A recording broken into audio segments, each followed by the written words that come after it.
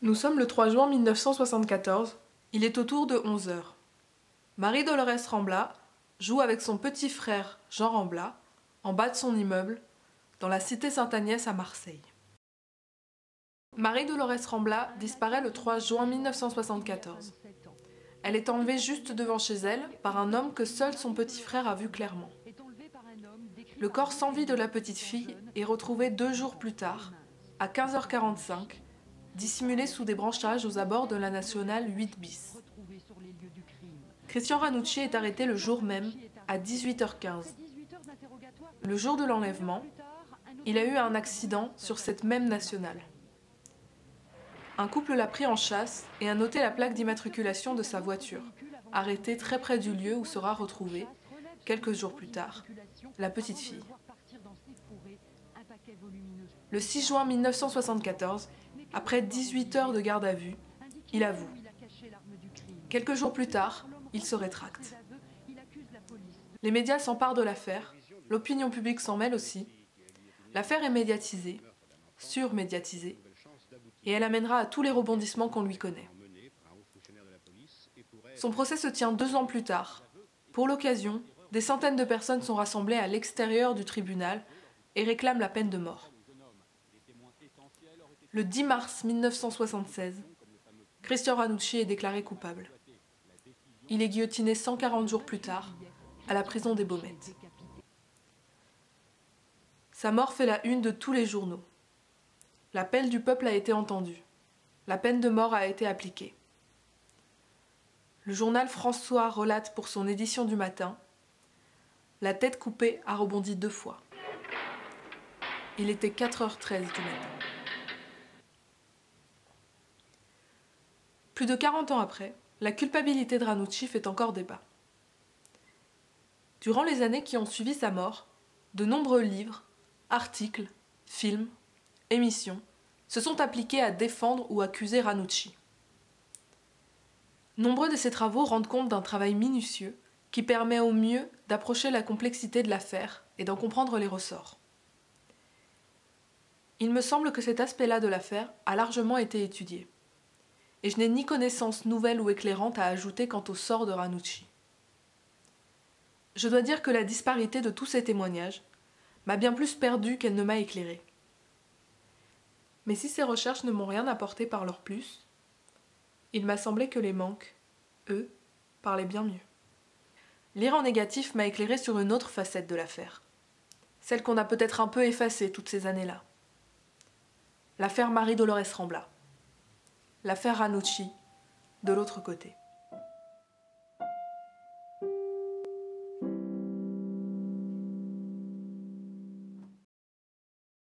Pierre et Maria Rambla ont 5 enfants, 2 filles et 3 garçons. Tous habitent dans un immeuble de la cité Sainte-Agnès, au nord-est de Marseille. Le 3 juin 1974, Maria Rambla est chez elle et s'occupe des enfants. À 11h, elle vérifie que Jean-Baptiste, 6 ans et demi, et Marie-Dolorès, 8 ans, sont toujours en train de jouer dehors, devant l'immeuble. 20 minutes plus tard, Pierre Rambla, le père des enfants, rentre du travail. Il ne reste alors plus que le petit Jean devant l'immeuble. Le garçon leur explique. Un homme en voiture s'est arrêté près d'eux pour venir leur parler. Il disait avoir perdu son chien et a demandé aux enfants de chercher avec lui. Jean a fait le tour de l'immeuble à la recherche du chien, et Marie-Dolorès est restée avec l'inconnu pour l'aider à chercher. Jean ne reverra jamais sa sœur. Quand leur père arrive, elle a déjà disparu. Ils entament des recherches dans le quartier, mais aucune trace de la petite fille. À 13h15, Pierre Rambla va signaler la disparition de sa fille à la police.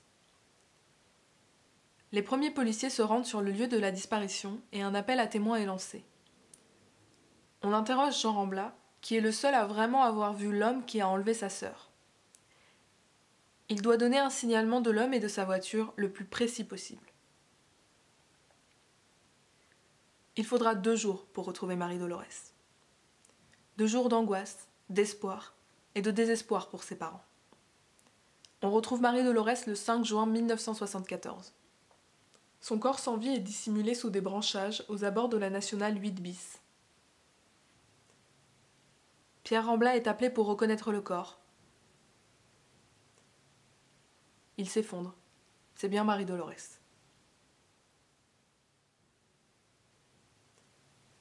L'enquête se concentre autour d'un homme, Christian Ranucci. Tout juste 20 ans, pas encore majeur à l'époque. Ce dernier a eu un accident au carrefour de la Pomme le jour de l'enlèvement. Il a pris la fuite, mais il a été pris en chasse par un couple d'automobilistes.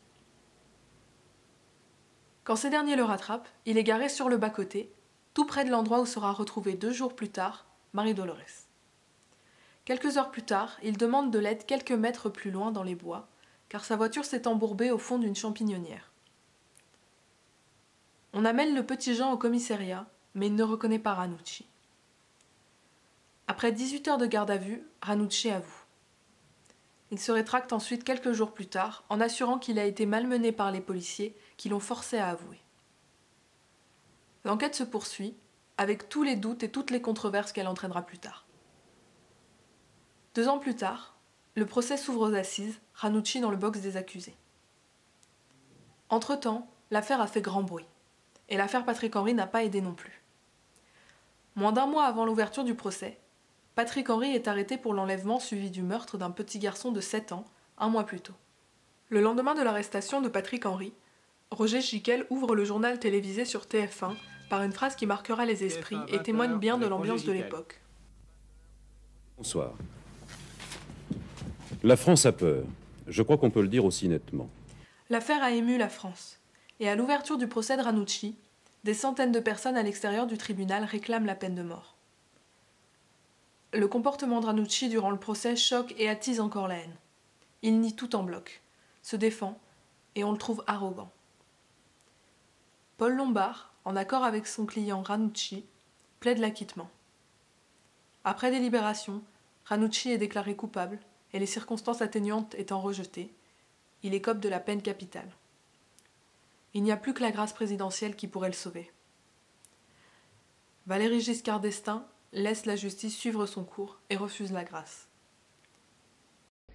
La justice des hommes est passée. M. Valéry Giscard d'Estaing n'a pas accordé sa grâce. Christian Ranucci a été exécuté. Christian Ranucci est guillotiné le 28 juillet 1976 à la prison des Baumettes. Mais revenons de l'autre côté. Revenons du côté des Rambla. Jean Rambla a exactement 6 ans et 9 mois quand il perd sa grande sœur. Il y a bien un homme qui a vu la voiture du tueur, un garagiste, de l'autre côté de la rue. Mais il était loin et son témoignage reste vague. Jean est le seul à avoir vu, entendu, parlé avec cet homme. Son témoignage est primordial. C'est sur ce dernier que vont se baser les premières recherches. C'est lui qui définit l'apparence du tueur et il a la lourde tâche de devoir reconnaître si l'homme qu'il a vu est bien Ranucci. Et il ne le reconnaît pas. Est-ce parce que sa mémoire d'enfant lui fait défaut? Parce que Ranucci n'est pas l'homme qu'il recherche? Personne ne le sait. La perte de sa sœur marquera à jamais Jean. Et la famille Rambla continuera encore quelques années à laisser une assiette pour Marie-Dolores à table, comme si elle allait un jour revenir. Le procès sera une autre épreuve. L'énoncé des faits et les détails sont déchirants.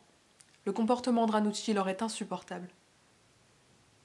Et la médiatisation vient amplifier encore toute cette tourmente. Mais à la fin du procès, la justice a fait son œuvre. Elle a rendu son verdict. Ranucci est déclaré coupable et il écope de la peine maximale. Quand Ranucci est guillotiné, Jean Rambla a presque 9 ans. Cela n'enlèvera jamais la douleur de la famille. Mais la loi a puni. Justice a été faite. La justice a peut-être eu tort, mais pour le petit garçon et pour sa famille, Ranucci restera toujours l'homme qui leur a enlevé Marie-Dolores. Jean Rambla a tout juste 9 ans, et déjà, il a dû apprendre à vivre avec la culpabilité. Celle de ne pas avoir compris, d'avoir été trop jeune, trop innocent, et d'avoir laissé partir sa sœur. Il se demandera toujours pourquoi le tueur a choisi Marie-Dolores et pas lui. Pourquoi elle est morte et lui est resté. Il y a eu la pression d'être dès le départ un témoin majeur, celle d'être au cœur d'une affaire surmédiatisée. Et il y a eu sa famille, déchirée, qui ne s'en remet pas. Et cette assiette vide à côté de laquelle il mange tous les soirs, pour ne jamais qu'il oublie qu'il manque quelqu'un à table. Mais pour eux, l'affaire est finie. Justice a été rendue et le tueur a été puni. Il reste encore la douleur, immense, et la peine. Mais ils peuvent maintenant espérer que le temps et le retour à l'anonymat refermeront leurs plaies. Quand le livre de Gilles Perrault, Le pull au vert rouge, est publié en 1978, Jean Rambla a 11 ans. Un an plus tard, un film du même nom et sur le même thème passe en salle. Les deux ont le même objectif: prouver l'innocence de Ranucci, ou au moins émettre un doute sur sa culpabilité. La thèse de Gilles Perrault, comme du réalisateur qui reprend le livre, c'est que l'enquête a été menée à charge contre Ranucci et que ce dernier est innocent. L'élément majeur de la défense, c'est un pull au vert rouge retrouvé dans la champignonnière où la voiture de Ranucci s'est embourbée. Ce pull au vert rouge n'appartiendrait pas à Ranucci, mais à un homme qui serait le vrai tueur, et qui aurait déjà tenté d'enlever des enfants vêtus de ce même pull à Marseille. À nouveau, et alors que le jugement est passé, Jean Rambla est en première ligne. Son témoignage est discuté, contesté. On remet en cause son signalement de l'agresseur et de sa voiture, son statut d'enfant, qui rend son témoignage incertain, son incapacité à reconnaître Ranucci comme l'homme qui lui a parlé. En bref, tout ce qu'il a dit durant l'affaire. L'affaire est décortiquée partout dans les médias, réouvrant encore une plaie à peine refermée, et renvoyant le petit Jean sous les feux des projecteurs. L'affaire reprend de plus belle, à la différence que cette fois-ci, ce n'est plus Marie-Dolorès le centre de l'attention, mais Ranucci. Ce n'est plus Marie-Dolorès que l'on plaint, ce n'est plus elle que l'on voit partout. Maintenant, ce n'est plus de sa mort dont on parle, mais de celle de Ranucci, dépeint comme un innocent poussé sous la guillotine pour avoir été là au mauvais moment, au mauvais endroit. L'affaire bascule et la compassion change de camp. Pour les Rambla, Ranucci c'est toujours le tueur de leur fille. Voir partout son visage, à la télévision, dans les journaux, en librairie, c'est rouvrir encore et encore une plaie qui n'a jamais pu cicatriser. Et chaque fois qu'on parle de l'affaire Ranucci, c'est un coup de poignard qui me rentre dans le cœur. Et pour moi, je crois que c'est ma fille la coupable de la mort de Ranucci. Ça, je ne peux pas le supporter. C'est dur pour la supporter. C'est à chaque fois une douleur immense pour le père de la petite fille de voir des photos de Marie-Dolorès placardées partout. Commence alors pour lui une autre bataille. Il tente par tous les moyens de faire interdire la diffusion des photos de sa fille, de faire interdire le livre de Gilles Perrault, puis le film sur Ranucci. Il menace un grand directeur d'un cinéma de Marseille. Digo, si vous faites passer le film à Marseille, la première tête qui va tomber à Marseille, c'est la vôtre. Il organise des autodafés où il brûle le livre de Gilles Perrault en public. Mais rien n'y fait. L'affaire continue à prendre de l'ampleur. Les Rambla sont comme dépossédés des seules images qui leur restent de Marie-Dolorès, et de cette affaire qui maintenant les dépasse, et surtout, les oublie. Innocenter Ranucci, c'est pour eux comme retourner l'affaire et inverser la culpabilité. Ranucci devient un innocent tué injustement par ce procès, et par les Rambla qui ont réclamé justice. Et Marie-Dolorès n'est plus qu'un élément de fond, qui a entraîné la mort de Ranucci par la sienne. Avoir fait de Ranucci un enfant de cœur revient pour les amis de Pierre Rambla à imputer à cette famille l'assassinat d'un innocent. La famille Rambla doit apprendre à vivre avec l'image de cet enfant perdu et de son meurtrier présumé partout autour d'eux. L'affaire est discutée à la télé, au cinéma, dans plusieurs ouvrages. On ne parle que de ça, de l'innocence de Ranucci. Il leur est impossible de faire leur deuil dans l'intimité de leur famille. Ils doivent s'habituer à vivre au milieu des images de leur regrettée fille ou grande sœur, ou en voyant les autres angéliser celui qui, pour eux, a tué Marie-Dolorès. Après la culpabilité, Jean Rambla grandit dans la haine. La haine de celui qui a initié le doute, Gilles Perrault. Il l'accuse d'avoir instrumentalisé son discours d'enfant pour faire de Ranucci un innocent. Il voit son père se battre de toutes ses forces contre ce livre, et il doit lui aussi voir ces débats sur Ranucci partout autour de lui. Au collège, il se retrouve même à devoir étudier le livre de Gilles Perrault en français. Cela provoquera chez lui une rage terrible contre son professeur, et il sera renvoyé du collège. Il grandit dans la haine de celui qui, le premier, a remis en cause son témoignage, a mis ce meurtrier sous les projecteurs, et l'a dépeint comme un innocent que les Rambla ont envoyé à l'échafaud. Ranucci va aussi devenir l'étendard de ceux qui luttent pour l'abolition de la peine de mort. Les doutes sur la culpabilité de Ranucci remettent le débat sur la peine de mort au cœur des préoccupations. Si bien qu'en 1981, quand Robert Badinter, le ministre de la Justice de l'époque, vient défendre devant l'Assemblée nationale son projet d'abolition de la peine de mort en France, il parle de Ranucci. Christian Ranucci. Christian Ranucci, je n'aurais garde d'insister. Il y a trop d'interrogations qui se lèvent à ce sujet, et ces seules interrogations suffisent pour toute conscience et prise de justice, suffisent simplement parce qu'elles se posent pour condamner la peine de mort. Il décrit l'affaire comme un exemple d'affaire à controverse et émet des doutes quant à la culpabilité de Ranucci. L'un, on s'interroge encore à propos de son innocence. Ranucci devient un symbole de l'erreur judiciaire en France. L'affaire devient celle de Ranucci, la victime est oubliée et par conséquent les Rambla aussi. Personne ne parle d'eux, personne ne pense à cette famille, déchirée. Comment pourraient-ils, eux, plaindre l'homme qui leur a enlevé Marie-Dolores ? Jean-Baptiste grandit rongé par la culpabilité de ne pas avoir pu sauver sa sœur, amplifié par l'incapacité de son père à faire son deuil et son combat constant contre les médias. Il commence très tôt à boire et à se droguer, d'abord avec du cannabis, puis plus tard avec de la cocaïne.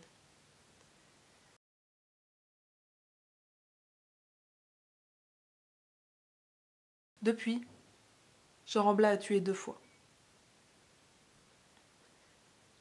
Il tue pour la première fois en 2004 Corinne Bedle, son employeuse et maîtresse. Il la tue et se tait pendant 7 longs et terribles mois pour la famille. Son corps est finalement retrouvé dans le cabanon du jardin de Jean Rambla. À l'issue de son procès en 2008, il avoue avoir étranglé puis bâillonné Corinne Bedle avant de tenter de brûler son corps. Il est condamné à 18 ans de prison et sort en février 2016 sous libération conditionnelle. Un peu plus d'1 an plus tard, le 27 juillet 2017, la police découvre le corps sans vie de Cynthia Lunimbu, tuée à son domicile. La scène de crime est effroyable.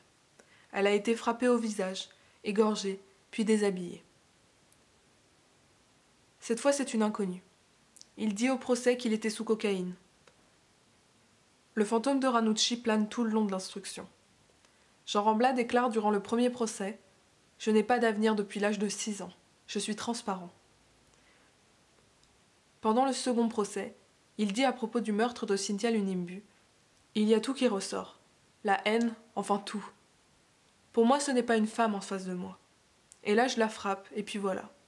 C'est comme si je frappais tous les gens qui m'ont voulu du mal. L'écrivain, l'avocat qui ne m'a pas défendu.